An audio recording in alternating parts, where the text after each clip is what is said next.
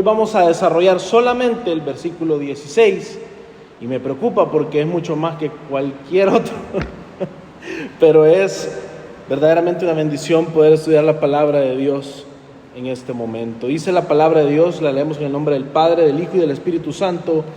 Te escribo estas cosas esperando ir a verte pronto, pero en caso que me tarde te escribo para que sepas cómo debe conducirse uno en la casa de Dios, que es la iglesia del Dios vivo, columna y sostén de la verdad. Y aquí viene el 16 y dice: indiscutiblemente grande es el misterio de la piedad. Él fue manifestado en la carne, vindicado en el Espíritu, contemplado por ángeles, proclamado entre las naciones, creído en el mundo, recibido arriba en gloria. Vamos a orar. Señor, te agradecemos por este tiempo. Gracias, Padre, porque tu bondad y tu misericordia nos permiten hoy estar deleitándonos de tu palabra. Gracias porque es por medio de Jesucristo y la fe en Él que nosotros podemos ser salvos.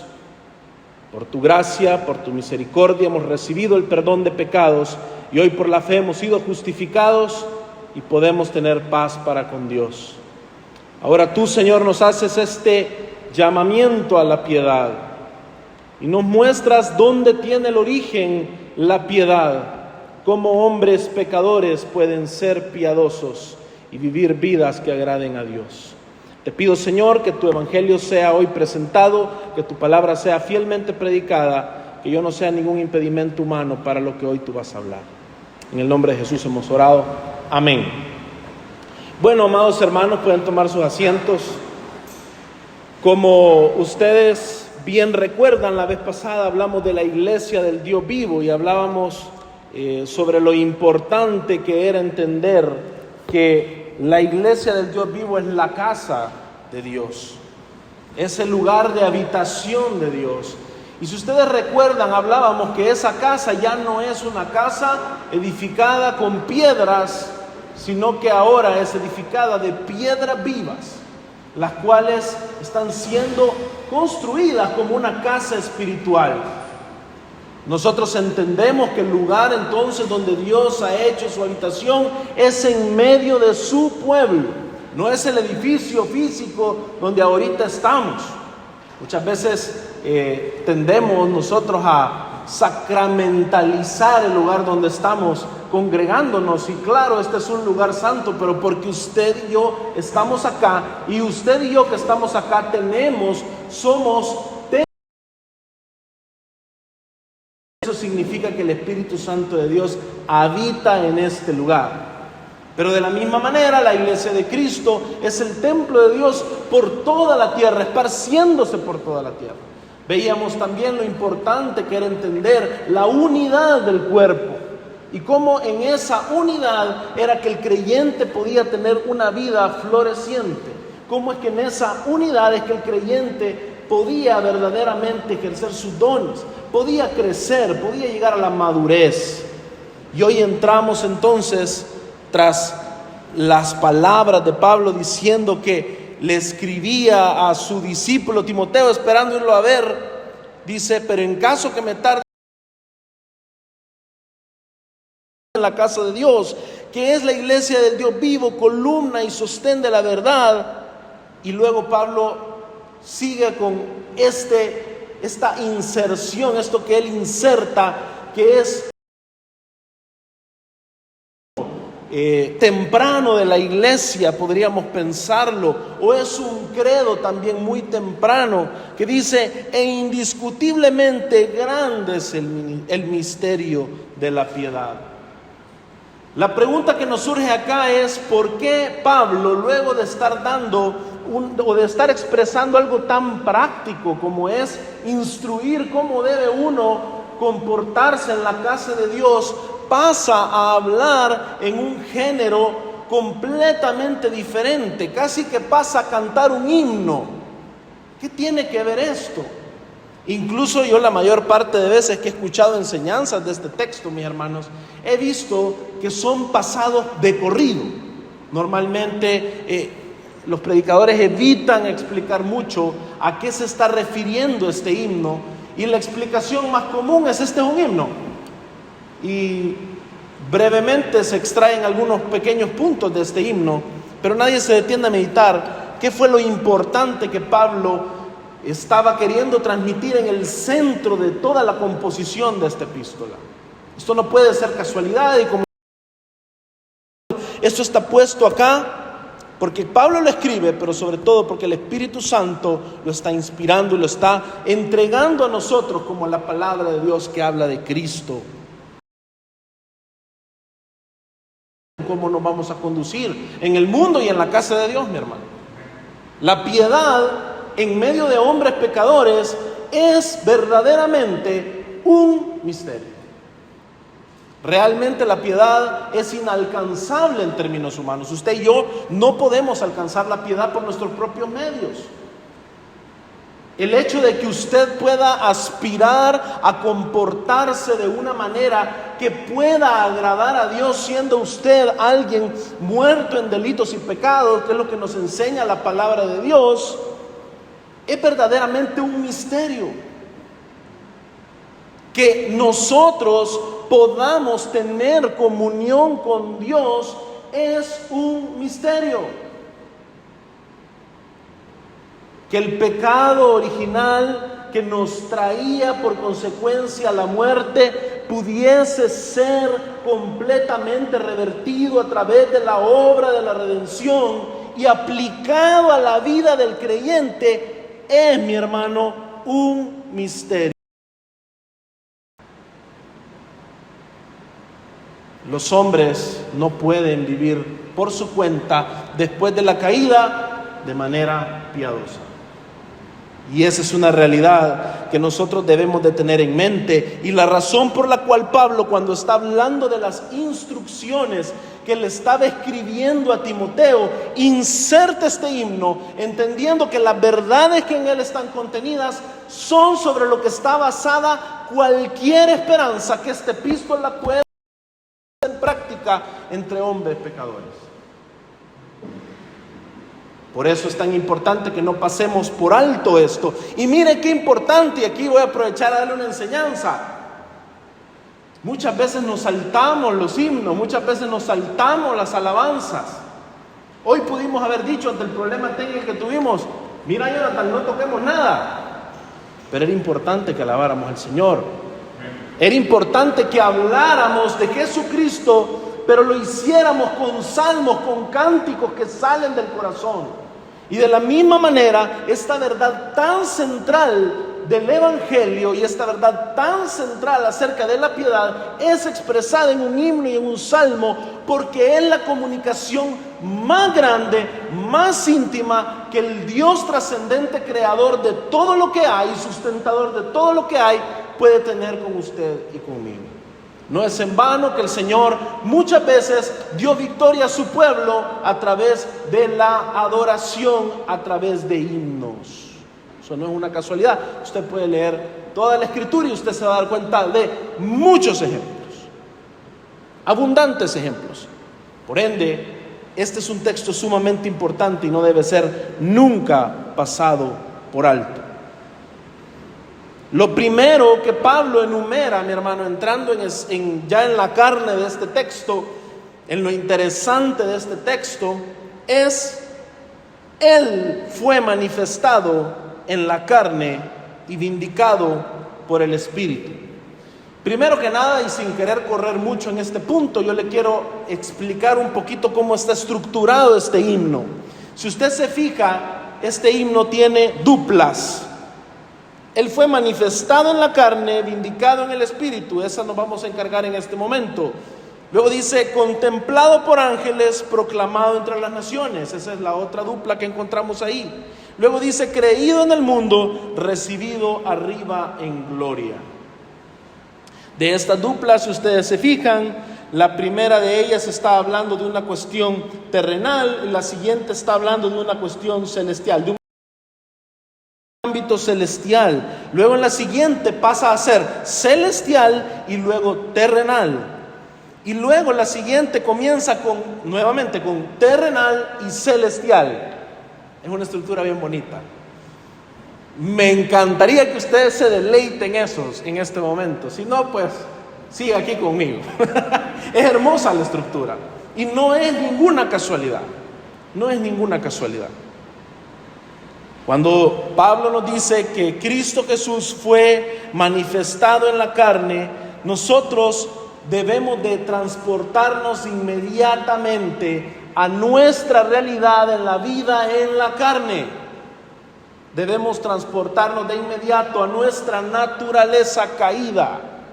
Y aquí otra vez quiero explicar, mi hermano, no estamos hablando conceptos gnósticos. No estamos diciendo que las cosas materiales en sí son malas o que el orden creado es malo.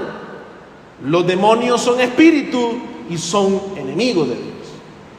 Por ende, no estamos hablando de una superioridad de lo espiritual sobre aquello que es creado material. Creado espiritual, creado material, no hay una superioridad sobre una cosa y la otra.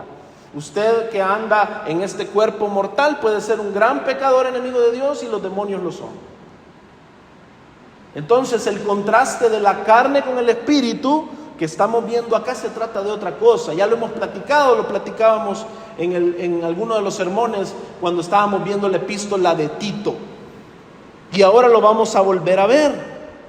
El pecado de Adán fue cometido en la carne, pero se está refiriendo a de dónde vinieron los valores, de dónde vino la esperanza, hacia qué fue puesta la fe de Adán para obtener aquello que Dios había prometido.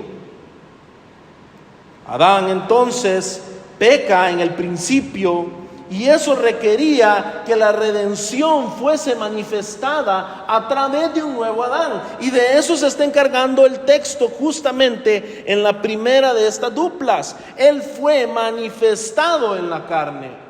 Cristo Jesús fue manifestado en la carne de la misma manera en la cual Adán había sido creado y en la cual Adán había fallado y había pecado en contra de Dios para ser destituido completamente de la presencia de Dios. Cuando nosotros vemos esto, debemos entender de que realmente no se trata simple y sencillamente, mi hermano, de un problema de Adán entonces la regó y por eso estamos hoy en esta situación. Muchas veces cuando nos vamos a esta parte del Génesis, nosotros que somos calvinistas, nos pasa mucho esto.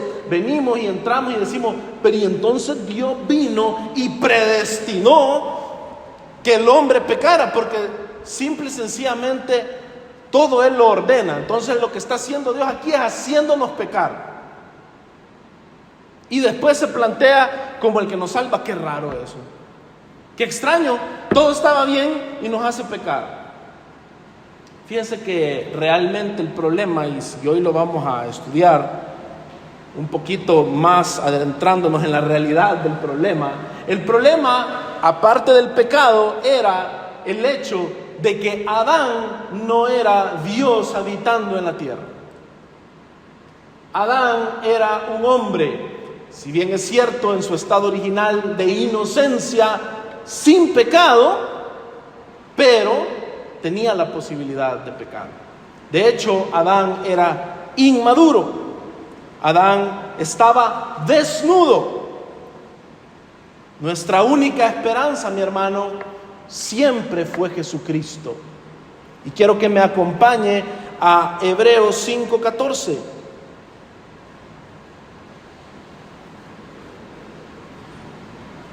Hebreos 5:14. Si usted recuerda, el Señor le había prohibido expresamente a Adán y a Eva comer del fruto del árbol del conocimiento del bien y del mal. Le dijo: el día que de este fruto ustedes coman, ciertamente van a morir. Dice Hebreos 5:14: Pero el alimento sólido es para los adultos.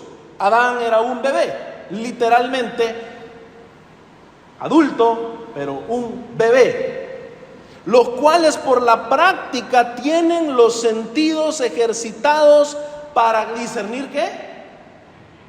El bien y el mal. Mi hermano, un teólogo que a mí me encanta, que se llama James Jordan, él dice: hay dos cosas que usted nunca le va a dar, ni fuego. Usted a un niño no le va a dar un cuchillo. El cuchillo es muy bueno para hacer muchas cosas. Hay hermanos que acá les queda deliciosa la comida y utilizan el cuchillo. Pero usted sabe discernir cómo usar el cuchillo. Usted sabe discernir entre el bien y el mal al usar su cuchillo. Y de la misma manera el fuego. Aquel que sabe usar el fuego puede preparar platillos deliciosos a través del fuego. Cocina las cosas y las cosas quedan con un sabor diferente, delicioso. Pero Adán y Eva eran niños que debían comer fruta a espera de la madurez que solo podían recibir por medio de Jesucristo. Eso estuvo plano y claro siempre, mi hermano, desde el principio. Y eso es lo que hace que la pregunta se vaya transportando durante toda la... ¿Quién iba a ser aquel que iba a traer la madurez para poder comer alimento sólido? Y usted tiene acá en Hebreos: el alimento sólido es para los adultos, los cuales por la práctica tienen los sentidos ejercitados para discernir entre el bien y el mal. Aquel fruto que era prohibido en el Edén, en Cristo Jesús se vuelve una virtud, se vuelve adultez. Y entonces el panorama del Edén cambia. Porque lo que nosotros observamos es que aún en nuestra inocencia, nosotros los seres humanos necesitábamos de Jesucristo. Y el pecado lo confirmó. ¿Creó Dios el pecado? ¿Fue Dios el que pecó? ¿Fue Dios el que nos instó a pecar? No. Simple y sencillamente usted y yo, seres humanos que hemos sido creados en el tiempo y el espacio, vivimos y entendemos las cosas a través de la historia. Si usted no vive las cosas, usted no las entiende. Por eso hemos hablado con otros hermanos. Aquel día con David estaba ahí presente, lo hablábamos y decíamos: muchas veces vamos a venir y vamos a orarle al Señor por paciencia. Y como el Señor sabe que los seres humanos entendemos en el tiempo y en el espacio, ¿usted sabe cuál va a ser la respuesta a su oración? Van a ser muchas pruebas para que usted pueda ser formado en paciencia. Y como los seres humanos entendemos en historia, y esto es un misterio, yo lo sé, la historia de la redención debía de incluir la inocencia en la que Dios nos crea. ¿Por qué? Porque Dios nos crea bien, bueno. Dice, la palabra bueno es mencionada 10 veces en Génesis 1. Él no crea el mal, Él no es el autor del mal. Pero ¿qué es lo que sucede? Queda en evidencia que su ausencia, la negación del bien, la esperanza en aquello que no es Cristo Jesús, va a terminar siempre en el pecado. Nuestra esperanza, mi hermano, le reitero, es y siempre ha sido Jesucristo. Segunda de Corintios 5, del 1 al 13, lo voy a leer yo. Dice la palabra de Dios: porque sabemos que si la tienda terrenal, que es nuestra morada, entiéndase este cuerpo, es destruida, tenemos de Dios un edificio eterna en los cielos. Pues en verdad en esta morada gemimos actualmente, en este cuerpo no glorificado, mi hermano. Nosotros gemimos anhelando ser vestidos con nuestra habitación celestial. Y ojo que dice celestial. Y una vez vestidos, no seremos hallados ¿qué? desnudos. ¿Se da cuenta que nuestra habitación celestial es corporal? Y es corporal porque aparte requiere de vestido. ¿Qué otra cosa se acuerda usted del Edén, aparte de no comer del fruto del conocimiento del bien y del mal? ¿Cómo estaban Adán y Eva? Estaban desnudos. ¿Ese es el objetivo de Dios? ¿Ese es el objetivo escatológico de Dios para su pueblo? No, aquí lo está leyendo usted. Una vez vestidos, no seremos hallados desnudos. Por ende, el estado de inocencia era un estado necesitado de Cristo, porque requería de la vestidura del Hijo del Hombre, del Hijo de Dios, para que el hombre pudiese ser maduro. Jesucristo era siempre necesario, aún desde que Adán y Eva no habían pecado. Primera de Corintios 15, del 45 al 47, dice, se los leo yo: así también está escrito, el primer hombre, Adán, fue hecho alma, como Adán, espíritu que da vida. Sin embargo, el espiritual no es primero, sino el natural, luego el espiritual. El primer hombre es de la tierra terrenal, el segundo hombre es del cielo. Es decir, mi hermano, para que ese segundo hombre pudiese ser manifestado, era necesario que viniese del cielo. Por ende, otra vez le dejo muy en claro desde la Escritura que el caso bíblico, la esperanza de la redención, la esperanza de un pueblo escogido por el Señor para ser pertenencia suya y morada suya, nunca dependió del buen obrar de Adán y Eva en el jardín del Edén.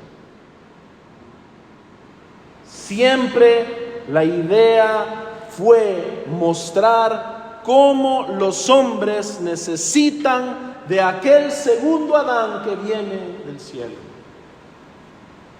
Sin él estamos completamente inhabilitados.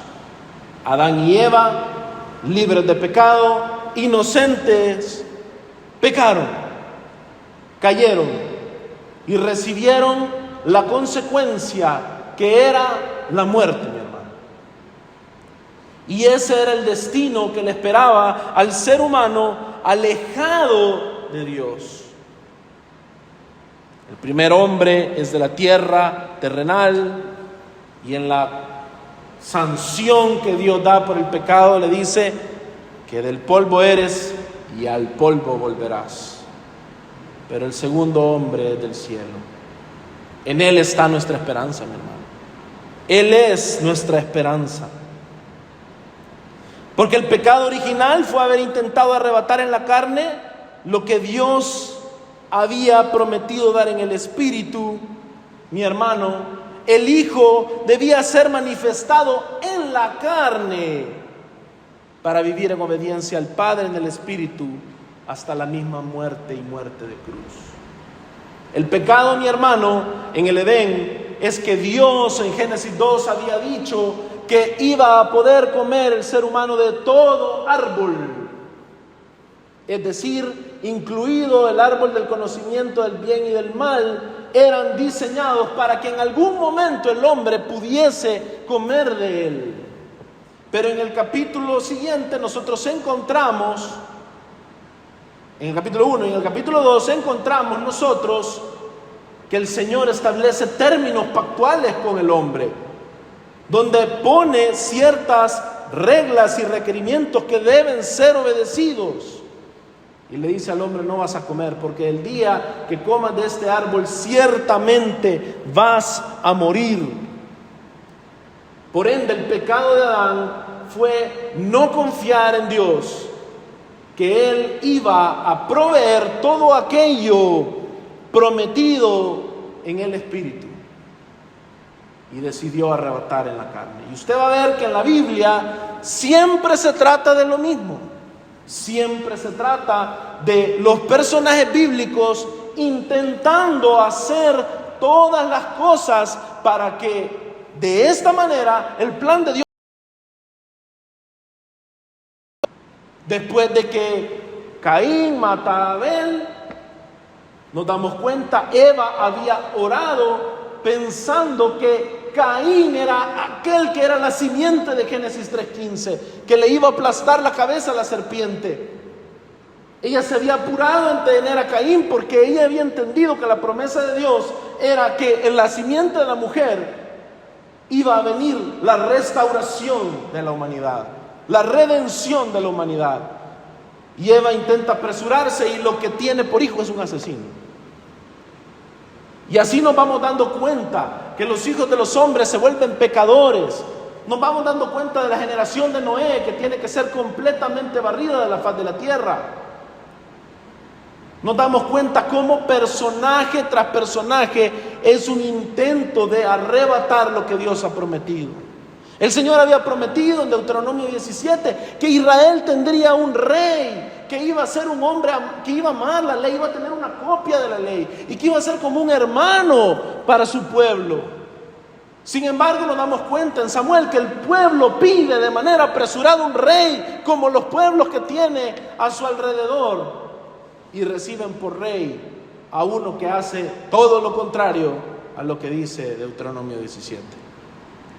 ¿Por qué? Porque el ser humano está buscando desde la caída arrebatar en la carne lo que Dios ha prometido en el Espíritu. Y eso, mi hermano, no lo exentúa usted tampoco. Póngase a pensar si no, pero su pecado es siempre eso. Su pecado siempre tiene que ver con que usted está arrebatando en la carne lo que Dios ha prometido en el Espíritu. Cuando usted viene y toma una mala decisión, usted lo que está haciendo es evitando esperar al Señor y actuar de acuerdo a su sabiduría, porque la serpiente le ha dicho: Dios te ha dicho esto, pero no, mira qué sabroso está aquello, toma esta decisión, métete en esta relación, comprate esto aunque no tengas dinero, toma esta pobre decisión. Esa es la manera en la cual hasta el día de hoy, mi hermano, curiosamente igual que en el Edén, se sigue cometiendo el pecado sobre la tierra. Y este tipo de pecado, este tipo de mal que entró en la humanidad, no había esperanza de vencerlo. Usted puede verlo todavía, usted que ha sido redimido por Cristo Jesús, usted puede verlo, que aún usted que ha sido redimido, que tiene el Espíritu Santo y que hoy puede obedecer a Dios, usted se puede dar cuenta que muchas veces usted batalla contra su carne. Y no estoy hablando del cuerpo, estoy hablando de la carne. Entiéndase los principios, aquellos con los cuales usted decidió ponerse por Dios en lugar de Dios dando las dádivas en el Espíritu. Esa es la carne. Esa carne que inicia con un corazón contaminado, y de ese corazón contaminado nace todo tipo de maldad. De ahí brota todo el pecado. Por ende, la sanidad de este tipo de mal requería que nosotros tuviésemos en medio de nosotros, los humanos, la manifestación del Hijo en la carne, en la cual nosotros no habíamos dado el ancho. El Hijo fue manifestado en la carne para vivir en obediencia al Padre en el Espíritu. Lo que no pudo hacer Adán, lo que usted y yo, por nuestra propia cuenta, jamás vamos a poder hacer. Y eso a usted lo debe llevar al reconocimiento de Cristo y a la autohumillación, para que Él sea exaltado y glorificado en todo en cuanto usted vive, hace en este mundo. Isaías 53 del 1 al 9, se lo voy a leer yo rapidito. Dice: ¿quién ha creído nuestro mensaje? ¿A quién se ha revelado el brazo del Señor? Creció delante de él como renuevo tierno, como raíz de tierra seca. No tiene aspecto hermoso ni majestad para que lo miremos, ni apariencia para que lo deseemos. Fue despreciado y desechado de los hombres, varón de dolores y experimentado en aflicción. Y como uno de quien los hombres esconden el rostro, fue despreciado y no lo estimamos. Ciertamente Él llevó nuestras enfermedades y cargó nuestros dolores. Con todo nosotros lo tuvimos por azotado, por herido de Dios y afligido. Pero Él fue herido por nuestras transgresiones, molido por nuestras iniquidades. El castigo por nuestra paz cayó sobre Él, y por sus heridas hemos sido nosotros sanados. Porque todos nosotros nos descarriamos como ovejas, nos apartamos cada cual por su camino, pero el Señor hizo que cayera sobre Él la iniquidad de todos nosotros. Fue oprimido y afligido, pero no abrió su boca. Como cordero que es llevado al matadero, y como oveja que ante sus trasquiladores permanece muda, Él no abrió su boca. Por opresión y juicio fue quitado. Y en cuanto a su generación, ¿quién tuvo en cuenta que Él fuera cortado de la tierra de los vivientes? Por la transgresión de mi pueblo, a quien correspondía la herida. Aquí está viendo usted la muerte expiatoria de Cristo. Se dispuso con los impíos su sepultura, pero con el rico fue en su muerte, aunque no había hecho violencia ni había engaño en su boca. Aquí usted está viendo la obra de Cristo Jesús, manifestado en la carne, siendo profetizada por Isaías. Por el mismo hecho que nosotros los seres humanos somos pecadores, y por el mismo hecho de que no es un deseo natural en nosotros el querer recibir aquello que Dios nos da, sino es que Dios mismo nos llama, nos arrastra, convence nuestro corazón a través de la obra del Espíritu, nos da un corazón nuevo. Por ese mismo hecho era evidente que este siervo sufriente iba a venir, iba a ser un varón de dolores y experimentado en todo tipo de quebranto. Por ende, la manifestación de Cristo en la carne le debe hablar a usted no solamente de una obra expiatoria, de una obra para librarlo a usted de la culpa y del pecado, sino que usted también debe entender esto como un misterio desde la perspectiva de que este tipo de acción requería el misterio más grande del amor, el amor de Dios, inconmensurable. Cómo Dios envía a su Hijo a vivir todas estas transgresiones. Él fue herido por nuestras transgresiones. Eso es lo que dice Isaías, mi hermano. Filipenses 2, del 5 al 8. Pablo dice: haya pues en ustedes esta actitud que hubo también en Cristo Jesús, el cual, aunque existía en forma de Dios, no consideró el ser igual a Dios como algo a que aferrarse, sino que se despojó a sí mismo, tomando forma de siervo, haciéndose semejante a los hombres. Y hallándose en forma de hombre, se humilló él mismo, haciéndose obediente hasta la muerte y muerte de cruz. La manifestación de Cristo en la carne implica que Él se humilló a sí mismo, haciéndose obediente hasta la muerte y muerte de cruz. Pero Jesucristo, mi hermano, es nuestra esperanza, porque Jesucristo es el nuevo Adán que anduvo en el Espíritu y no satisfizo los deseos de la carne. Fíjense qué increíble lo que dice Gálatas 5, del 16 al 18. Gálatas 5, del 16 al 18. Pablo le dice a los Gálatas: digo pues, anden por el Espíritu y no cumplirán el deseo de la carne, porque el deseo de la carne es contra el Espíritu y el del Espíritu es contra la carne, pues estos se oponen el uno al otro, de manera que ustedes no pueden hacer lo que deseen. Pero si son guiados por el Espíritu, no están bajo la ley. ¿El Espíritu qué nos va a guiar? Solo por claridad. El Espíritu nos va a guiar a obedecer a Dios, a obedecer su ley. Por ende, aquí no está diciendo que no nos importen los mandamientos del Señor. Lo que nos está diciendo Pablo es que la maldición de la ley por la transgresión del pecado ya no está en nosotros, porque nosotros somos guiados por el Espíritu. Imagínense qué bendición más grande. Pero Pablo nos dice esto y nos aconseja esto porque su teología no está partiendo ahí, mi hermano. La teología de Pablo no está partiendo de simplemente decirnos un consejo para que vayamos y lo practiquemos sin nada por detrás. La teología de Pablo está edificada sobre la roca que es Cristo. Y Cristo Jesús manifestado en la carne es aquel que anduvo en el Espíritu y no satisfizo los deseos de la carne. Jesucristo, mi hermano, es el nuevo Adán que al ser manifestado en la carne murió,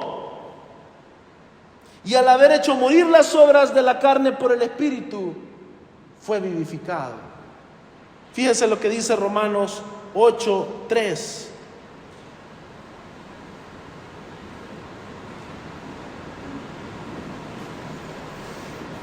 Dice: pues lo que la ley no pudo hacer, ya que era débil por causa de la carne, Dios lo hizo enviando a su propio Hijo en semejanza de carne de pecado, y como ofrenda por el pecado, condenó al pecado en la carne.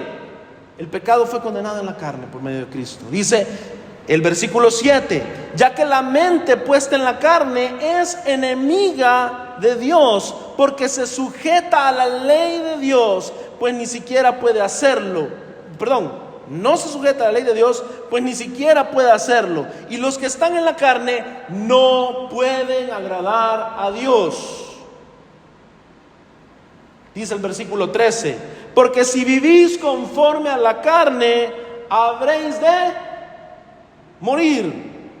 Pero si por el Espíritu hacéis morir las obras de la carne, viviréis. Cristo Jesús es aquel que por el Espíritu hizo morir las obras de la carne y clavó la carne en la cruz del Calvario, para que nosotros por el Espíritu pudiésemos vivir, mi hermano.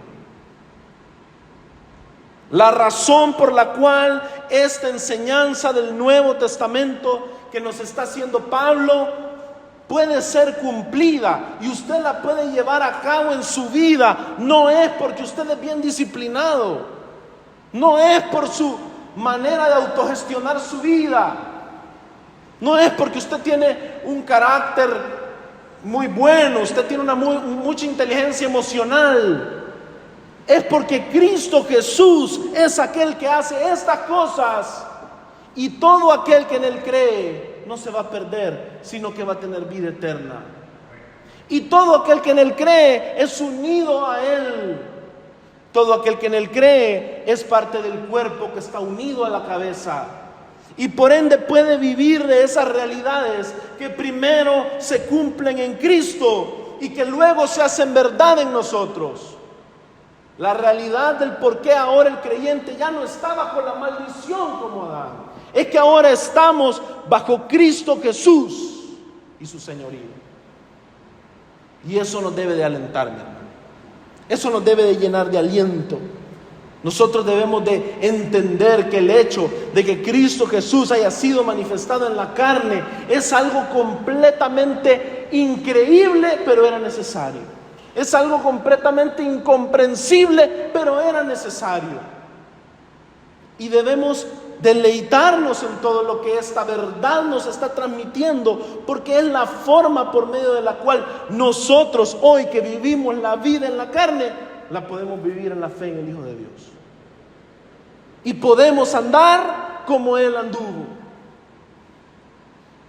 Mi hermano, si usted se va dando cuenta, es riquísimamente teológico este texto. Me agoto los versículos, no los voy a leer todos porque no acabamos hoy. Pero el hecho que Cristo Jesús haya sido manifestado en la carne es eso tan glorioso. Pero Cristo Jesús fue vindicado en el Espíritu, dice también la segunda dupla. Y la vindicación en el Espíritu es el hecho de que Cristo Jesús, al haber andado en el Espíritu, al haber dado muerte a la carne, fue también resucitado por el Espíritu. Y por esa razón, nueva vida en Él. Porque Cristo Jesús, manifestado en la carne, murió, pero también resucitó. Si usted se fija en este himno, en este símbolo, en este credo, no se menciona explícitamente la muerte y resurrección, porque el énfasis que está haciendo Pablo es un énfasis en encarnación, glorificación. Pero mire qué hermoso es el Evangelio. Mire qué glorioso es el Evangelio. Cómo hay tantas verdades del Evangelio que nunca lo agotamos. Es como que estuviésemos viendo una joya preciosa y la vemos de distintos lados. Y encontramos distintas verdades maravillosas. Así de precioso es esto que estamos estudiando del misterio de la piedad. La encarnación de Cristo Jesús lleva a la vindicación. Las otras dos duplas son que Jesucristo fue contemplado por ángeles y proclamado entre las naciones. Mi hermano, una de las razones por las cuales muchos no se meten a explicar este himno o este credo de Pablo es porque por momentos es hasta un poco incómodo si usted lo lee sin un trasfondo correcto en la palabra. Por eso yo siempre le invito y siempre que predico trato de irme a las bases, al Antiguo Testamento, para que tengamos el sustento de entender estas cosas. El lenguaje utilizado acá es un lenguaje que, si nosotros lo tomamos desde el punto de vista de nuestras confesiones, nuestros credos, tal vez pueda resultar incómodo, porque ¿qué tiene que Jesús fue contemplado por ángeles y luego proclamado entre las naciones? ¿Qué significa eso? Que sigamos leyendo y nos pasamos al siguiente capítulo, porque nos quedamos sin entender. Pero esto es vital. La realidad de que Cristo había sido vindicado en el Espíritu era ya atestiguada en los cielos desde la eternidad, mi hermano. Los ángeles son los testigos primeros, absolutos de todo. Tengo acá una pequeña frase de Peter Leithart que dice: el cielo es donde las cosas suceden primero, pero finalmente la blancura celestial desciende a la tierra con la ciudad nupcial, que es blanca y está llena de luz. Jesús es el original y el modelo de todo esto. Mi hermano, los ángeles son los testigos primero. ¿Por qué? Porque todas estas son realidades celestiales que van a pasar en la tierra y que usted puede tener completa seguridad que, porque han sido proclamadas en los cielos, van a suceder en la tierra. El testimonio de la obra de Cristo desde la eternidad sucedió en la historia. Y por eso es importante que nosotros lo contemplemos en la historia. Si usted se va a Lucas capítulo 2, del versículo 8 al 12,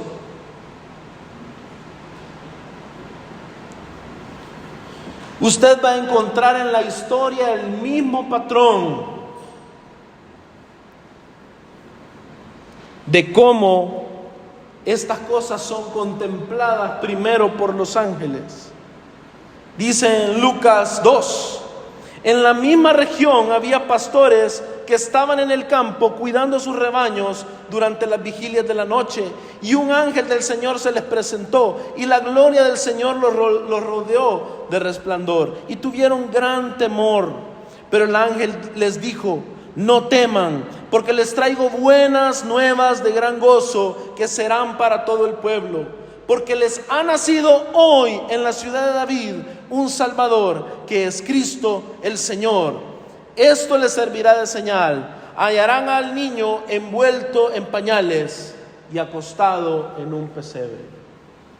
Si usted se fija, el testimonio angelical es primero que el testimonio terrenal. Incluso el testimonio angelical le anticipa a estos testigos terrenales del nacimiento de Cristo Jesús, de la encarnación de Cristo Jesús.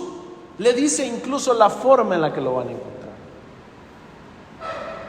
Entonces, cuando Pablo está hablando de que Cristo Jesús fue contemplado por ángeles, lo que nos está queriendo transmitir es la procedencia de estas verdades, la procedencia de Cristo mismo desde los cielos viniendo a la tierra, la procedencia de estas promesas descendiendo del trono mismo de Dios, y su cumplimiento seguro, porque los ángeles, los mensajeros de Dios, lo pueden atestiguar antes que usted y que yo. Esta esperanza también es hermosa, porque cuando usted mira el patrón bíblico de lo que los ángeles atestiguan y lo que luego sucede en la historia, usted también puede estar seguro que las promesas de Dios para su pueblo son reales, porque eso nunca ha fallado. Este fue el testimonio de los ángeles en el nacimiento de Cristo Jesús. Mateo 28, del 5 al 6, nos muestra otro testimonio hermoso. Dice: hablando el ángel, dijo a las mujeres: ustedes no teman, porque yo sé que buscan a Jesús, el que fue crucificado. No está aquí, porque ha resucitado, tal como él dijo. Vengan y vean el lugar donde estaba puesto. Nuevamente, ángeles que han contemplado la verdad de Dios, testificando en la historia aquellas verdades que eran ciertas y seguras para nuestra redención. Esto es importantísimo, porque esta verdad de que los ángeles contemplan a Jesucristo, y que Pablo dice que esto ha sucedido en la historia, nos lleva a darle un impacto mucho más fuerte, mi hermano. Y yo sé que tal vez ese punto puede ser difícil de digerir, pero esto le da un punch tremendo a la siguiente frase, que tal vez ya tiene más sentido para nosotros, que es proclamado entre las naciones. Cuando usted se da cuenta que el testimonio siempre ocurre primero en la esfera celestial, usted puede estar seguro que la proclamación entre las naciones de Cristo Jesús va a ser verdad, está siendo verdad en la historia, y va a ser efectiva y no un fracaso. La razón de que eso va a suceder es que Dios mismo lo ha anunciado, ángeles lo han atestiguado, y hoy usted y yo lo estamos viendo y viviendo. Usted y yo, mi hermano, somos precisamente esas naciones. Usted y yo, mi hermano, somos aquellos paganos, de naciones paganas, de naciones desobedientes a Dios, que así como los ángeles atestiguaron de aquellas verdades, Hoy nosotros tenemos la certeza de que de ese mismo testimonio procede el hecho de que la proclamación de Cristo iba a llegar a las naciones. Y eso, hermano, es lo que estamos haciendo nosotros acá en Gracia y Verdad. ¿Por qué nosotros tenemos la seguridad que nuestro mensaje acá en la tierra es un mensaje que va a tener algún efecto? ¿Por qué hacemos iglesia? ¿Por qué predicamos el evangelio? ¿Por qué incluso apoyamos a hermanos que están haciendo misiones en otros países? Porque entendemos que nosotros, tras los ángeles, somos testimonio de lo que implica que Dios se haya manifestado en la carne y haya sido vindicado en el Espíritu. Y eso nos permite a usted y a mí experimentarlo en carne propia. Por esa realidad angelical, celestial, de las promesas de Dios, es que usted y yo podemos continuar firme, así como continuaron firmes José y María, así como después continuaron firmes los discípulos de Jesús, así como tras la gran comisión los apóstoles y todos aquellos los creyentes que recibieron el poder del Espíritu Santo comenzaron a llenar la tierra de la predicación del evangelio. Podían seguir con esa firmeza, porque sabían que estas eran realidades celestiales atestiguadas por los ángeles que hoy han descendido a la tierra. Por eso, mi hermano, usted puede predicarle a su compañero de trabajo. Por eso, mi hermano, usted puede predicarle a su vecino. Por eso, mi hermano, usted puede predicarle el evangelio a cualquiera, con la expectativa que venga a la fe en Cristo Jesús. Ángeles lo atestiguaron primero, y eso, si sucede en la esfera espiritual de los cielos, va a suceder en la esfera espiritual de la tierra. Y ese es un testimonio seguro. Por ende, ante el desánimo que nos produce el ver la realidad de personas, de primos, de tíos, de hermanos, de padres, de compañeros de trabajo, de vecinos, de nosotros mismos, usted debe recordar dónde fue primero contemplado esto. Porque si fue contemplado en los cielos, en la tierra va a ser una realidad. La verdad contemplada por ángeles del cielo será proclamada por todas las naciones. Mateo 6:10 nos muestra el modelo de la oración cristiana. Yo quiero que usted conecte todos estos conceptos, que usted se vaya convencido de esto. Jesús dice en la oración del Padre Nuestro: venga tu reino, hágase tu voluntad, ¿cómo? Así en la tierra como en el cielo.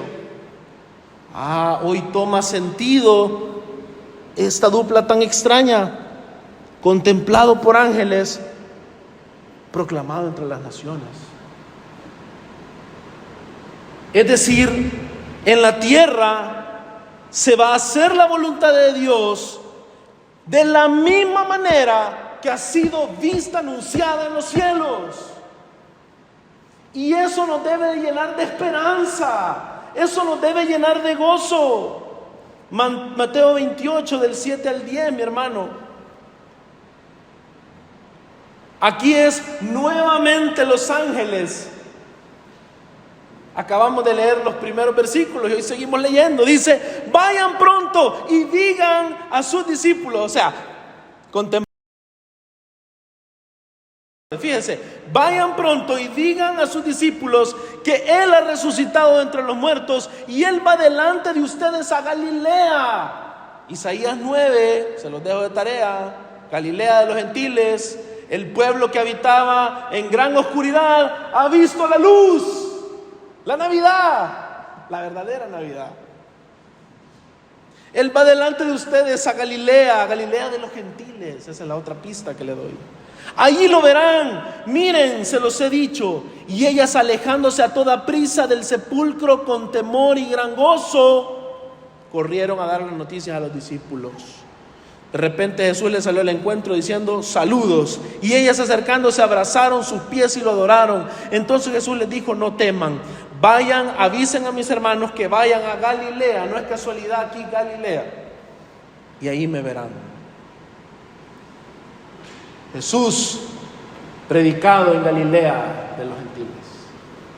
Y de estas mujeres que atestiguan la resurrección, que ven a Cristo mismo, es que surge la predicación del Evangelio a las naciones, de las cuales hoy usted y yo somos beneficiarios, y de la cual usted no quiere privar a todo aquel que está cerca suyo para que crea y tenga vida eterna.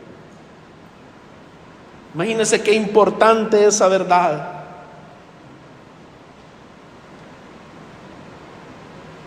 Isaías 9 del 1 al 2 dice: pero no habrá más melancolía para la que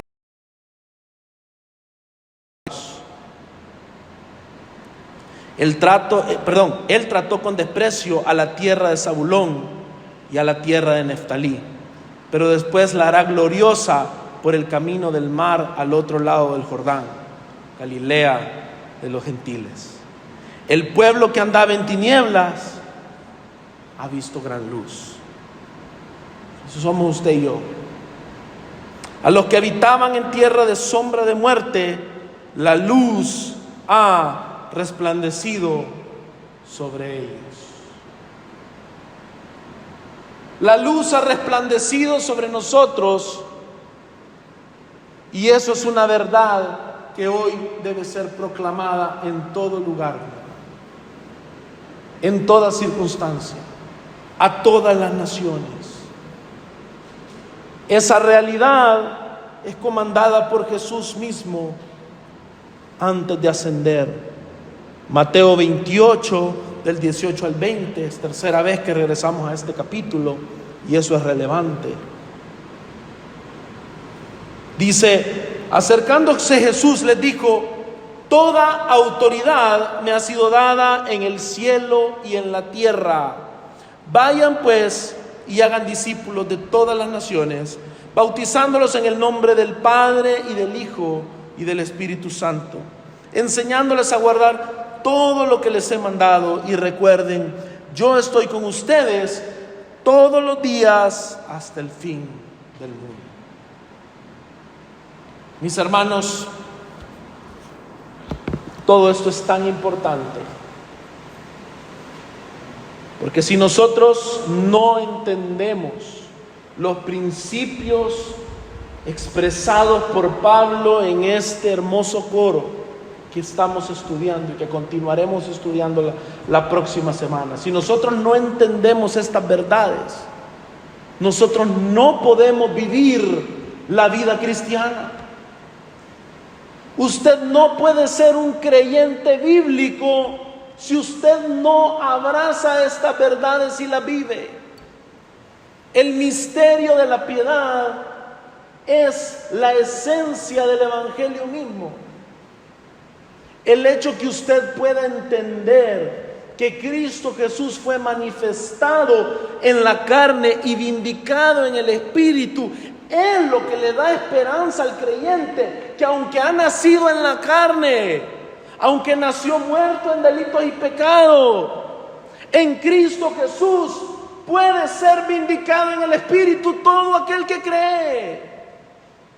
Y eso significa que usted y yo, mi hermano, podemos andar por la vida sin satisfacer los deseos de la carne, porque andamos en el Espíritu.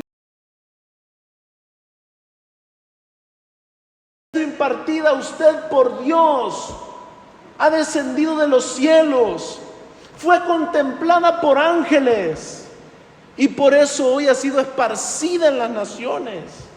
Y usted y yo, acá en la vida real, en el contexto real en el que usted se mueve y se maneja, puede ver hecha realidad la obra de Dios por medio del Espíritu Santo en su vida.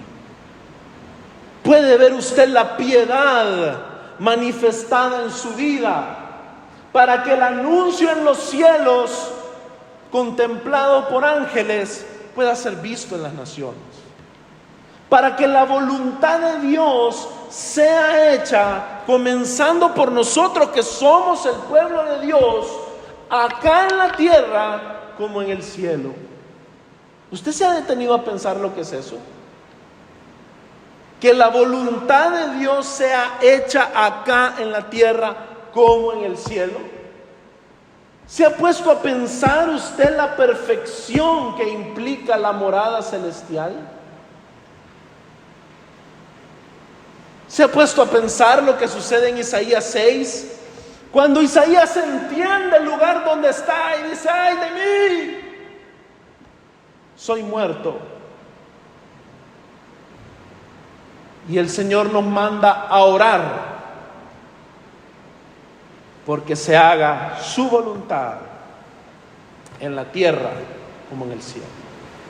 Esa oración, mi hermano, no está ahí como una contradicción. Esa oración está ahí porque primero que nada el Señor mismo lo ha anunciado, que Él nos iba a dar un nuevo corazón. Hemos predicado vastamente sobre el nuevo pacto y no lo vamos a volver a hacer hoy. Pero ese nuevo corazón que usted tiene, si usted ha nacido de nuevo, es un corazón que puede y debe obedecer la ley de Dios. Este nuevo corazón, mi hermano, que usted tiene hoy, es el corazón que le permite experimentar la nueva vida en Cristo. Y ese nuevo corazón es el que le permite a usted vivir acá en la tierra la vida del cielo. Anunciar aquí en la tierra con sus actos y con sus palabras las verdades contempladas por ángeles en los cielos. Como veíamos también acá en Timoteo, el primer consejo práctico que hace Pablo a Timoteo es instar a los hombres a orar en todo tiempo, a levantar manos santas en todo lugar. Si nos sentimos abrumados por lo que este himno nos ha enseñado hoy hasta donde hemos llegado, mi hermano, el consejo que yo le doy es: levante manos santas, porque hoy usted es acepto delante del trono de Dios, porque usted tiene un sumo sacerdote en los cielos, Jesucristo, quien intercede por usted y por mí. Un sacerdote que presentó un sacrificio único, que satisfizo absolutamente toda la deuda. Toda aquella maldad fue cancelada en la cruz, exhibida públicamente. Y hoy nosotros en Cristo somos aceptos delante de Dios. Por eso usted, mi hermano, puede vivir esa conexión del testimonio celestial estando aquí en la tierra. Por eso tiene sentido que usted, mi hermano, vaya en oración. Por eso tiene sentido que mandamos ese link al grupo de WhatsApp. Porque ahí nos conectamos y oramos en todo lugar. Y oramos por cosas que están sucediendo aquí en la tierra. Que a veces pensamos, ¿y será que yo le tengo que...? ¡Claro que sí! Mi hermano, el hecho de que esta proclamación del nombre de Cristo sea por todas las naciones, a usted le está diciendo que aquello atestiguado en los cielos se va a ocupar de los asuntos terrenales. Eso nos debe de invitar a orar constantemente y fervientemente, porque la obra, la voluntad de Dios sea hecha en la tierra como en el cielo. Y que esa obra sea hecha primero siendo yo un instrumento en la mano de Dios. Siendo yo, si soy un esposo como Cristo. Si usted es una esposa que ama a su esposo, que honra a su esposo, que muere por él, también como Cristo. Que aman a sus hijos, que los instruyen, que los guían como Cristo guía e instruye a su iglesia, siendo cada miembro como aquel que sirve con gozo, entendiendo que la labor no es en vano, que el amor de Dios ha sido manifestado, y que el amor de Dios manifestado en Cristo Jesús, que fue manifestado en la carne y vindicado en el Espíritu, tiene la garantía celestial que así como fue proclamado en el cielo, será llevado a cabo en la tierra. Esa es nuestra esperanza. Esa es la razón por la cual tiene sentido ser cristiano. Y esa es la razón por la cual estamos convencidos de la victoria en Cristo Jesús. Vamos a orar. Señor Padre Celestial, te agradecemos por tu palabra. Te agradecemos, Señor, porque tú eres tan bueno, porque tú eres tan misericordioso, porque tu gracia, Señor, ha sido manifestada en que Cristo Jesús vino en la carne. Él vivió esa vida que nosotros no podíamos vivir, en obediencia hasta la muerte y muerte de cruz, pero anduvo por el Espíritu para no satisfacer los deseos de la carne. Por eso, Señor, Él pudo dar muerte a la carne y ser vivificado por el Espíritu. Aquel que venció la muerte, aquel que resucitó, es quien nos ha dado vida, y nosotros estamos representados en Él. Por eso nosotros somos aconsejados por la presencia del Espíritu de Dios en nuestras vidas, a que andemos en el Espíritu y no satisfagamos los deseos de la carne. Por eso nosotros somos aconsejados a vivir tomando mano de aquello que se nos ha sido entregado. Nuestra fe en Jesucristo es una dádiva de Dios por gracia, por medio de la cual hoy somos parte de la familia de Dios. Jesucristo es nuestra cabeza, nosotros somos el cuerpo. La iglesia es la casa del Dios vivo, y por eso la iglesia puede vivir la vida del Dios vivo. Ayúdanos, Señor, a que levantemos oraciones día y noche, en todo lugar, en todo momento, clamándote, Padre Santo, porque nuestras vidas puedan ser cada día moldeadas a la estatura del varón perfecto. Te agradecemos, Señor, por este tiempo, te agradecemos por tu palabra.